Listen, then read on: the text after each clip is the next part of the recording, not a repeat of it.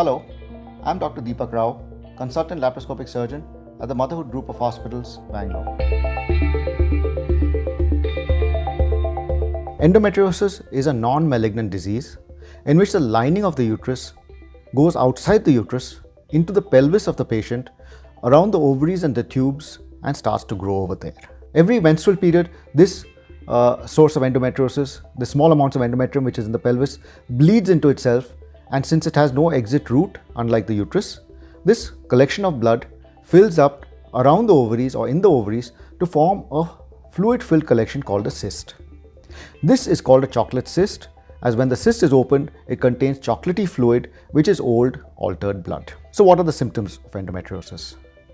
The primary symptoms of endometriosis are infertility and pain. Very often, endometriosis is diagnosed when a patient comes to us saying that she is unable to conceive, and we do an ultrasound scan or a laparoscopy and we diagnose the endometriosis. The second common symptom of endometriosis is pain, often severe pain during, before and after her periods. In addition to this, patients can often complain of painful defecation or pain while passing motion, pain while passing urine, pain during sexual intercourse, and other bowel symptoms. What is the treatment of endometriosis? We can divide the treatment of endometriosis into two types: medical treatment and surgical treatment. Medical treatment is often reserved for younger patients, unmarried girls, or patients who are not interested in childbearing at the moment. The line of medical treatment includes painkillers and drugs to suppress the endometriosis.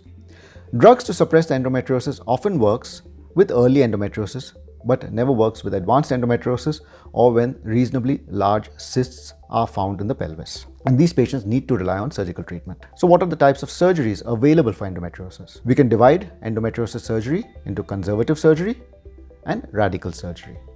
Conservative surgery is when the uterus is retained, and radical surgery is when the uterus is removed. Conservative surgery is reserved for younger patients and patients who still want to have children.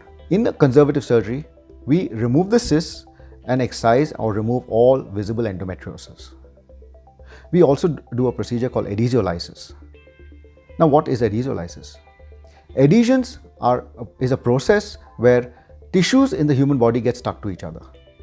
Endometriosis often causes extensive adhesions in the pelvis, and the tubes, ovaries, uterus, intestines, bladder, rectum, they all get stuck to each other. So when we do an adhesiolysis, we release all this and restore the normal anatomy of the pelvis, and this helps the patient to get pregnant. Finally, the only answer to endometriosis as a final solution is to remove the source of the endometriosis, and that is the uterus. So a hysterectomy is usually reserved for patients who have finished childbearing and are in the older age group.